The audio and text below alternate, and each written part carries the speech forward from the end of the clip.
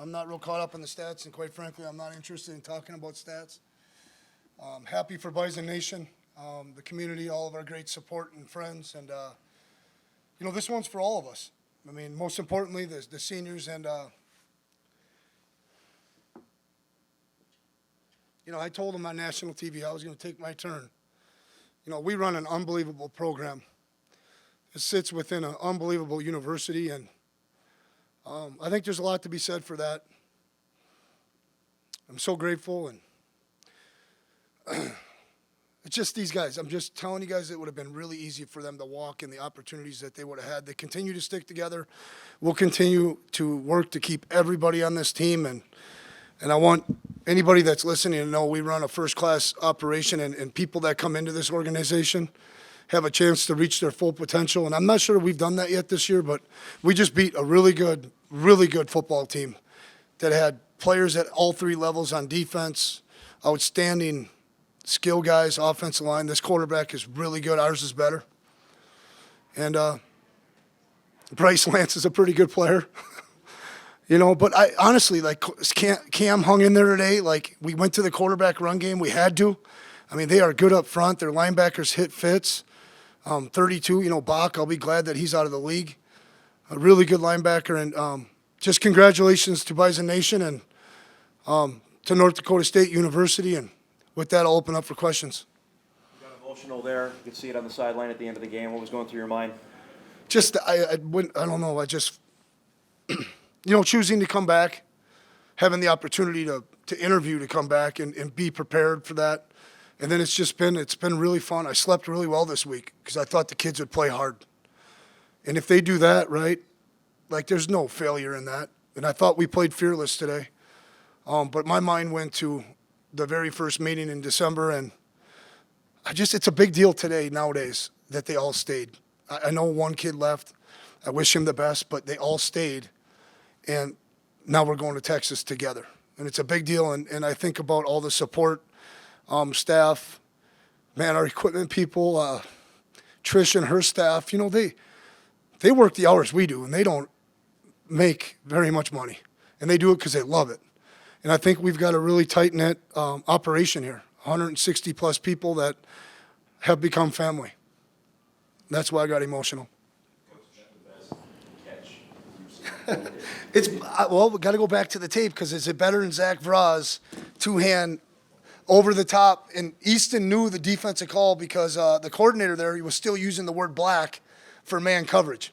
And so Easton put it up, and Zach Vraz, pulled it off his back. In that moment, in that kind of game, that's the best catch I've seen. You reacted pretty well when you saw it. Did you know it right away? Or you saw the video review, you went nuts? Live, he controlled it from the right on the catch, right? And I thought his right foot was down. And then, I was trying to do everything. We would have wasted a timeout to get more time for them to look at it. I really would have. Was that at the 4-minute mark or not quite that low? Yeah, and so I was starting to think about the back and forth, the 2-minute stuff and all that. He caught it. He caught it clean. It was a no-brainer. And I was really, waiting for a response from somebody, and nobody said no catch or touchdown, so I knew it was close. Coach, earlier this week you said this game's going to come down to 5 to 6 plays. How'd that fumble feel to you, especially how they were controlling that first? Okay, Bryce's catch, the fumble, the face mask penalty probably, right? Cam, a couple scrambles, right? Those were the 5 or 6. And then I was going to say to Jimmy before the game, we never got a chance to catch up. I was going to say, I hope my prediction's right. I hope we don't come out here and play sloppy and turn the ball over and have a bunch of penalties. That was an unbelievable football game. Both defensive staffs were phenomenal. But then the grit that our offensive kids showed to stay with it, it's what it's all about. It's a 60-minute game, guys. I hope people don't take that for granted. That's a good football game. Coach, running back game was probably maybe not as productive as you might like. It was awful. The game in Cam's hands, was that the plan, or was that sort of a reaction to this is just not going the way, Seven's got to do it? No, we had conversations. If we have to get there, if we have to do it, we're going to run Cam. Two plays that were not mind-blowing, but we had a 12-yard gain on the reverse, and we had a 12-yard run on a misdirection outside deal with a quarterback counter play this way. Those 2 plays were critical. We maybe could have got a couple more calls like that earlier because they were playing so hard. They were gapped out. They're running backside pursuit, right?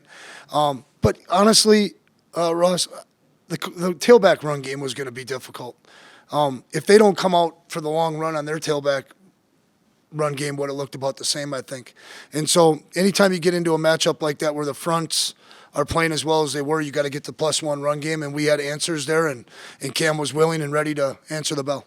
Why do you think you were so good against their +1 run game? 7, got you in October, and it was really good when they did that. I thought we did a really good job of hemming that up.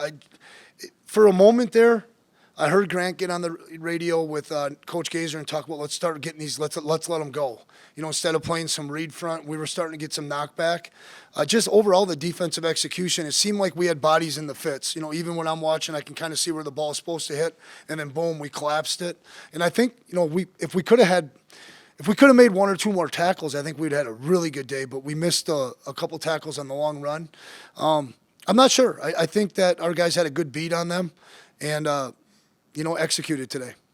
The job Ryan Jones did, best game, I think, as a Bison, a Frisco guy, now got a chance to go back home. Yeah, in a weird small way, right? He's been coming on like the last 3 or 4 weeks. I think Devin's staying with him, right? Like, what's coaching?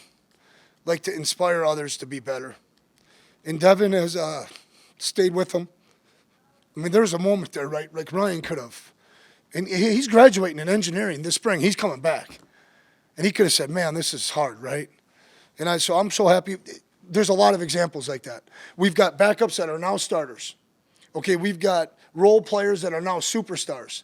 And I think we've continued to get better throughout the season. It doesn't always show up in the numbers or, perfection, but we can see it in practice. We can see it in the demeanor, and some new leaders are being born. I can't wait to start winter camp and get going with the leadership for 2026, and we'll do that.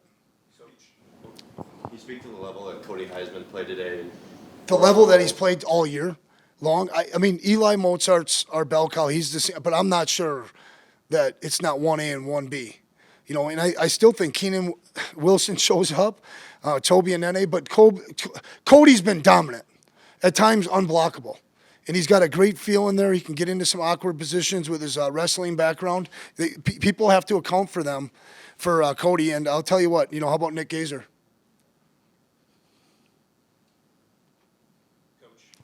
I'm not finished. Oh, sorry. Nick, he's been here for all of them. Okay, and I think people in this community need to know, this guy, Nick, are you going to enjoy this game this weekend? Tim, I'd just like to get to, 3 o'clock. He just drives himself bonkers, right? And he's a great father. But how about the job he's done coaching that position for the amount of time he's coached it? Okay, person after person after person after person, graduation, here comes the next guy. Nick Gazer's an unbelievable D-tackles coach. I love him. He's a good friend. He's got an unbelievable family. He's a great father. He's just done a great job. All of our guys have, but I want to take that moment because Nick don't get enough credit. Coach, Pepper really helped seal it for you guys at the end there. Can you tell us what Is that who got it? I just saw a swarm of guys. Well, how fitting, right? The North Dakota kid, was on the radio, and I was listening to it the other night after I was on there. Jackson's a pro. I think our university should be very proud of Jackson. He wins academic awards. He's one of the top students on this campus. That guy's going to be successful. And we're going to count on him for a lot of leadership moving forward. Bryce Lance has the single season record for touchdown catches now for this program. Is that the greatest prediction you've ever had? You told us at the beginning of the fall camp about him.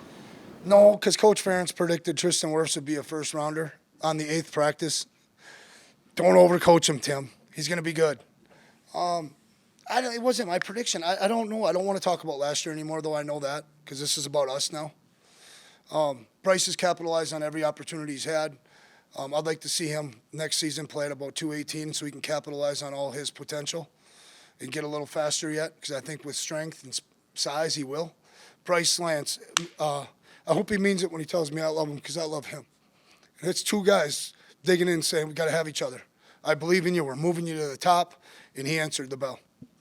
Duffy and Enoch, any injury updates on either one? Both came out. Well, Duffy's battled a lot of stuff this year. So I don't want to comment on that for the sake of his family. It's nothing major, I don't think, but let's get more clarification. The next time we speak, we'll have an answer for you on that. And then who is the other one? Enoch will be fine. That guy's, he's a live wire. He'll be okay. Coach, to come back to this program as the head coach and get them back to Frisco in your first year back, how does that feel for you? Well, it's unbelievable, but it's like, we don't even have to list it up here with the goals when we drop the screen. Like, everybody knows what this program wants and what winning looks like. We don't value it that way. If our kids show up and compete and improve and are tough every day, I think that's success. But it means a lot to me, and listen, the coaches in the past did a really good job. I didn't come here and have to rebuild anything, but we reinstilled a new energy and a passion for everything that's involved with Bison football. I'm so grateful to President Cook, Matt Larson, Todd Phelps, Derek Lang. This has been a lot of fun, and we do a lot of different things. And my wife, all right, needs a big thank you from Bison Nation, because she just goes home, all right, and that's what she wants to do, and she lets me do the job. And the job is connecting the community. It's recruiting nonstop, and it's pouring into these players. And you can't do that if your wife is mad at you or makes you feel one way or another. And she's so supportive. I appreciate how she lets me go about this job. Long range, obviously the quarterback position here. Cam, approached some records and stuff towards the end of the year, but the team accomplishments and kind of his legacy, I'm not saying it was on the line tonight, but this had to be a pretty big deal for just how he's viewed in totality. No, I don't think we have to hide from that now anymore. I think Cam needed that for his legacy to be up there. Now the banter will be, okay, who was better, him or Brock? Gosh, was he as good as Easton? And how about Easton Stick held on to his record? So that's a big deal. A lot of credit's got to go to Randy Hedberg. I thought Randy Hedberg had Cam in a really good headspace this week. Cam got himself into a really good position to go play well. This should cement him in one of the top 3 college quarterbacks that have ever played here. And that's saying a lot. Cam's played a lot of good football here. He's got a bright future as well, and I hope he gets into coaching. I'm not sure he will. And he'll make a run at the NFL and all those things. And there's a lot of good stories. A couple more guys. I'm going to go celebrate. You've been around here for a while, seen some pretty good games in this building, and they just keep topping them one after the other. I mean, what is it? Obviously, we all know about the atmosphere, but they just keep topping themselves. Yeah, I got to listen to you guys and see where you guys rank it out next week. But Mike, that's probably interesting. Anytime you punch in 4th and 4, to beat the Georgia Southern team, I just ultimately think that one's going to be tough to beat. But I think the back and forth and how even the crowd, I felt the crowd today just kind of settle into the game for a moment, in the middle part of it. And I don't blame them. I don't fault them. It was 3 and out, a couple first downs, a punt, right? It was a back and forth. That was a heavyweight match. I bet we're going to look at the tape, and that was a lot of good execution by really well coached kids on both sides, and then just an extreme brotherhood on both sides, and the effort level. Sometimes we take that for granted, guys. When you're watching this game, you're going to see an unbelievable effort. It's got to rank up there. I mean, it really does. The path, career path, and then the performance today by Hunter Pontius, and just what showing up for his team after being here this long has meant. I hope you guys can grab Dan. I'm going to try to create some availability for you guys with the staff. I worked Hunter Pontius out at a football camp in Iowa. Hunter, this ain't going to work, right? We're not going to put a full scholarship into you, those kind of things. But, where he's at his stage of life and career, and for him to just stick to it, right? And to believe something good was going to happen, or to be part of something that was bigger than himself. And then now he's out there starting, it's just remarkable. That's what being a Bison's all about to me. Play until you're exhausted your years. But you would have to get with Dan to talk about his sophomore year till now, or his junior year till now. I just appreciate that he's stuck in here with us, and we sure need him right now. Thoughts on the other game, and when do you start preparing for Frisco? Well, no matter what, the coaches all have to put 8 hours in before they leave for the holidays. I don't care how they do that. The iPads and technology nowadays. Dan Larson's going to go watch his daughter play basketball tomorrow night. Okay, we'll be fine with the prep. But we'll start the next 2 days. They got to put 8 hours in. And then we'll come back on the 26th in the morning. Okay, we'll practice at 6 o'clock on the 26th. We'll go the 27th, 8th, 9th, and 30th. We'll create some media availability. On the 31st will be an off day. We'll do something fun. Back at it on the 1st, 2nd, and we fly out on the 3rd, and we rock and roll. And so it's a little shorter window than normal, but we got to find a way to get some Devo reps where they put their pads on each other and learn what it takes in the wintertime here. Wish you had that extra week that you normally have, or I go back- no, right back out there. Depending on the health of the team, that would dictate everything. We're a little bit thin right now, even with the scout teams. And so I think this is a good window for this particular year. The 3-week window, Mr. Larson would be good. He's, on those committees.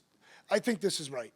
You don't need much more than 10 days to get good work for your young kids, prepare for a football game, get a little bit healthier so the best product's out there. I like the 10-day window. Hey, I appreciate you guys. It's been a fun year. The game is over. I saw you run to the fans. What was going through your mind there? The best feeling in the world. I know what we've put into this program, and those who stay will be champions. And final game in the Fargo Dome doesn't get any better than that. Did you know Bryce caught it on the, or did you need to see the replay? He had it right away with stuff. I needed to see the replay, and I asked him like 4 or 5 different times. I'm like, "Are you sure you caught it? Did you stick it?" And he's like, "Yes, I did." And then, yeah, unreal feeling. Cam is Trey Bryce's brother now? No.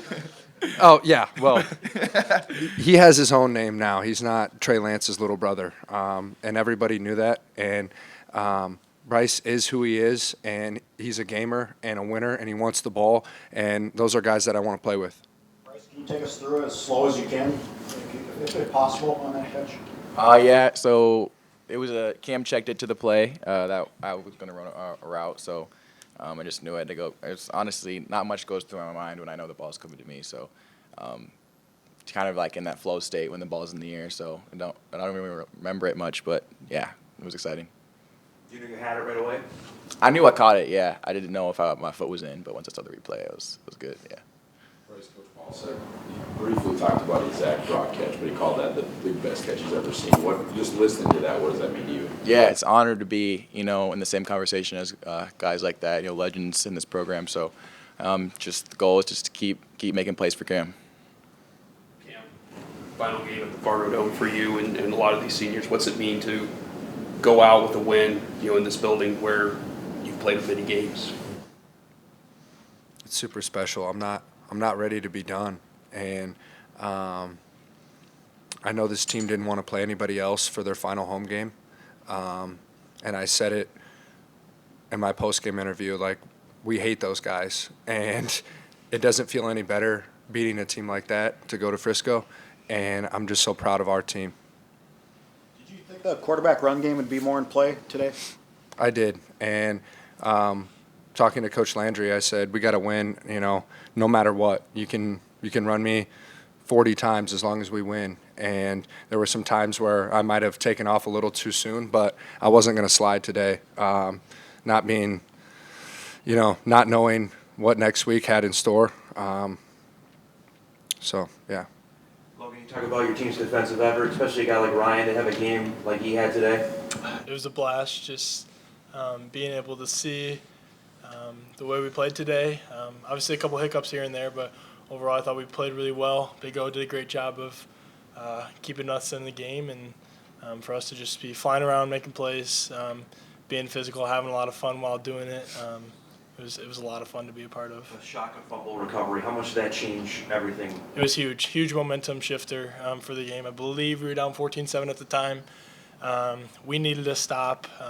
Offense needed to score, and to have a play like that and to give Big O field position like that, we knew that they were going to punch it in, tie up the game, and we were rolling from there. Bryce. How big was it to beat these guys, Logan? I mean, South Dakota State ended your guys' run, won a couple titles, and got them back here to kind of end their little run here. How big was it to beat them specifically? Yeah, so fun. I mean, you can't draw it up any better. Semifinals against those guys in the Dome. I thank God for the grace that He's given me to play this game and allow us to play this game, to glorify Him through this game that I play. And, man, He was gracious again today to allow us to keep playing this game that we love with each other.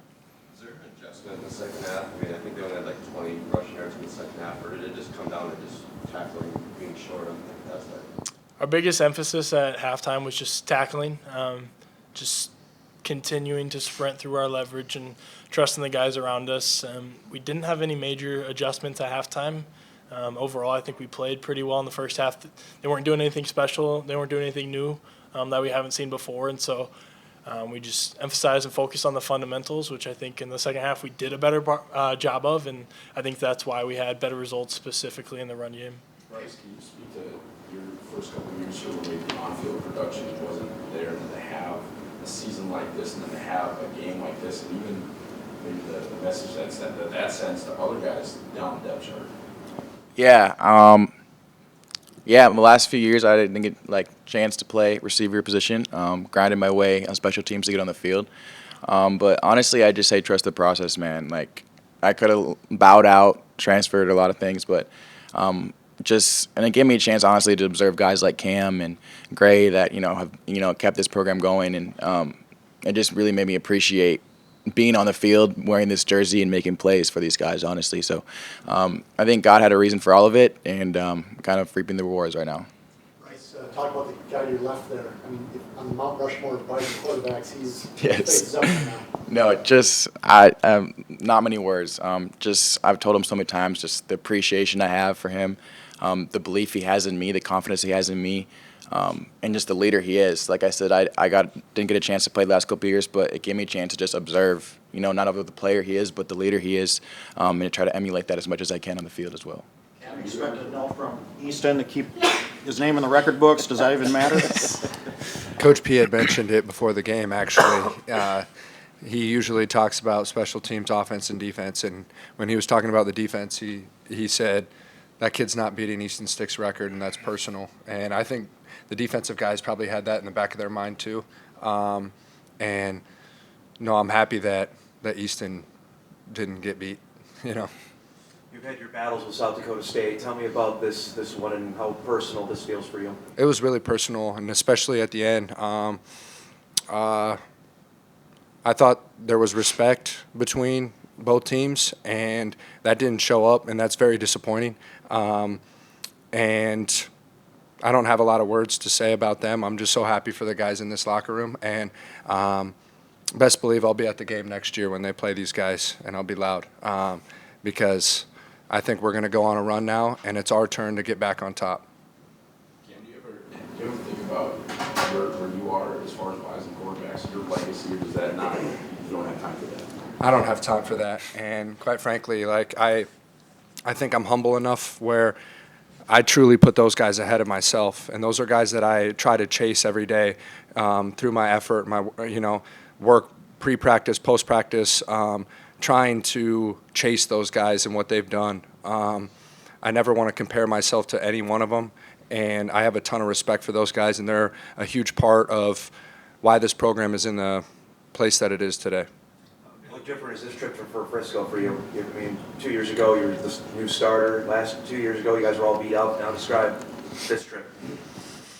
I haven't even had time to really think about that. I'm going to need a few days to answer that question, but I know the guys will be ready, and I think we got 25 seniors, and we know that no matter what, this is our last game, and we're going to leave it all out there. Logan, you guys, back-to-back games against South Dakota State, the defense, had the final say. Your pick in the last game, and then this one, the sack. What's it mean to see Code Green, step up in these games? It's a lot of fun. We know that when we go out there, if we can get that one stop, that offense is going to capitalize. They're going to get us the points that we need. And so when they got the ball back with 9-8 minutes left in the game and it was tied, we were already talking about one stop is what we're going to need and we're going to win this game because we knew that they were going to march down. We knew they were going to score. We knew it was going to come down to that one stop. And so that was what we were preaching that whole drive before they even scored.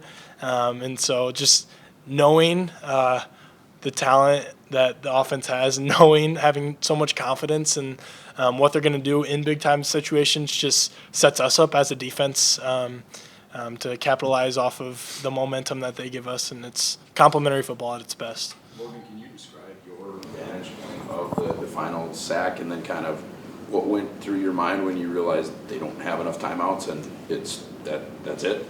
Yeah, I mean, 4th and 17, I believe it was. So we were playing far back, and we knew we just needed one more stop. And I had a great view of what happened. Our D-line got home. Man, they've just had a great season for us. And I think 3 or 4 of the guys were in on the sack, and I see him wrapped up. I hear the roar of the crowd, and I just start sprinting at him. And I think Jackson doing that was the first one I met.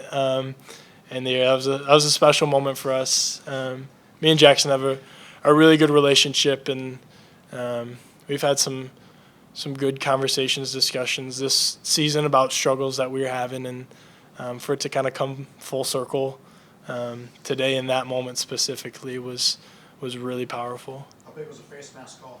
Put him in the hole. Huge, yeah. 15-yarders like that kind of gave us a lot of confidence in that moment.